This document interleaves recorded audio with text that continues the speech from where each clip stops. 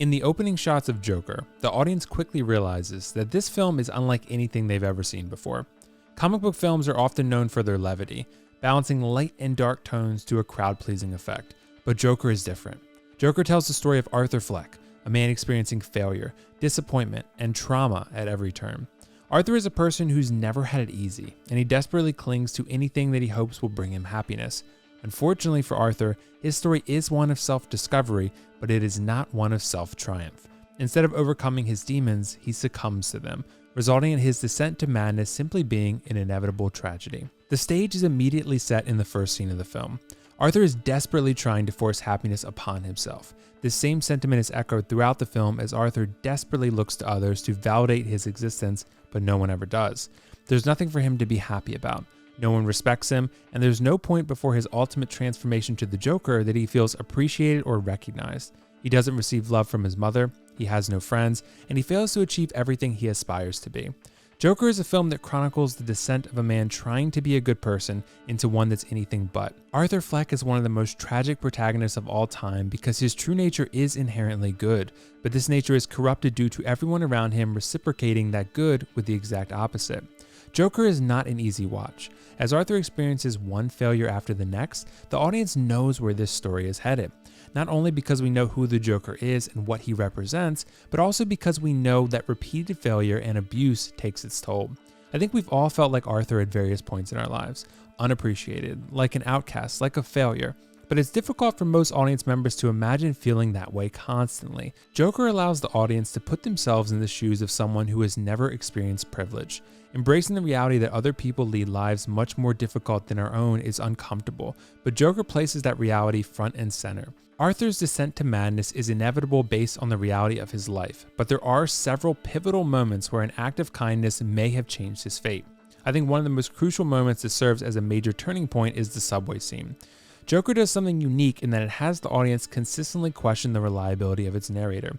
But let's say this scene occurred exactly as it's shown for the sake of argument. The scene is exactly where Arthur finally stands up for himself. After years of idle cowardice, acceptance of his fate as a lesser person than others, this time he defends himself. But he doesn't understand restraint.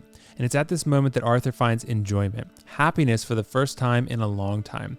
It's at this moment that Arthur accepts his tragedy with embrace rather than reluctance. Another pivotal scene is Arthur's first attempt at stand-up comedy. Arthur experiences failure so frequently that he represses memories altogether.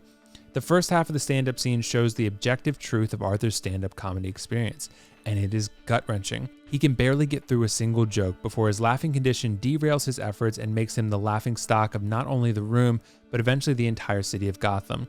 If there had been even a modicum of support from a friend, the strangers in the crowd, or the crowd on Murray Franklin's show, there's a possibility Arthur's fate could have been different. Instead, Arthur faces all he's ever faced, mockery and disdain, and it eventually reaches a boiling point.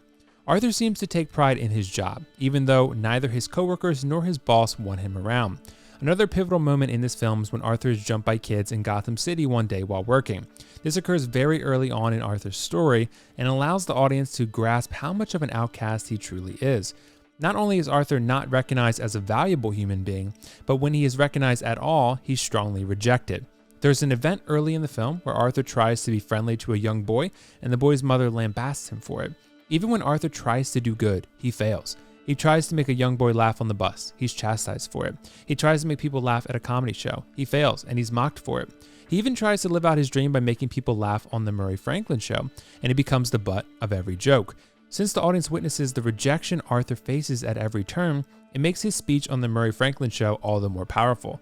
When Arthur explains that the people of Gotham hypocritically show concern for the death of 3 bullies on the subway, but have never once showed a modicum of concern or support for the struggles he's experienced in his own life, he highlights their hypocrisy. This scene is the culmination of a lifetime of inadequacy. One of the most tragic moments of Arthur's story is when he learns the truth of his childhood. When he learns he was adopted and that he experienced sadistic child abuse, he breaks down. This is the point where we see Arthur finally reach the point of no return. He accepts that not even his mother, the only person he felt he could trust and rely on, values his life.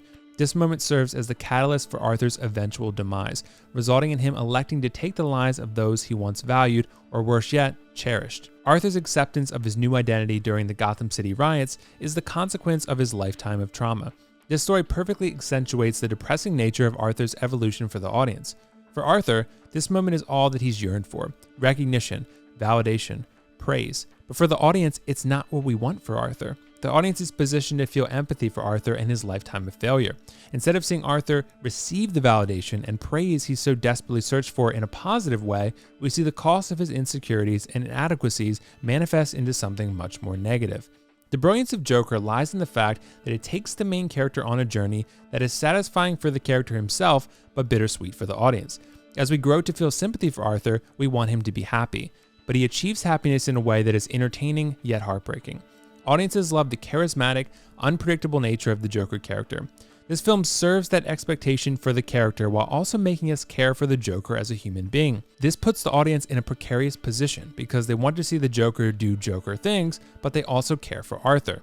The uniqueness of this storytelling and character development is excellent for the comic book genre because it extends upon expectation and delivers what fans want while also giving them more than they bargained for. Arthur Fleck's transformation into the Joker is expected, but the weight of his struggles result in a character that is much more complex than any Joker we've seen to date. In the eyes of Arthur Fleck, his life is a comedy. In the eyes of the audience, it is an inevitable tragedy. Thanks for watching. If you like this video, please don't forget to like and subscribe and let me know what you'd like to see me cover next. That's all for now though. This is WillFoxification signing off. See you in the next video.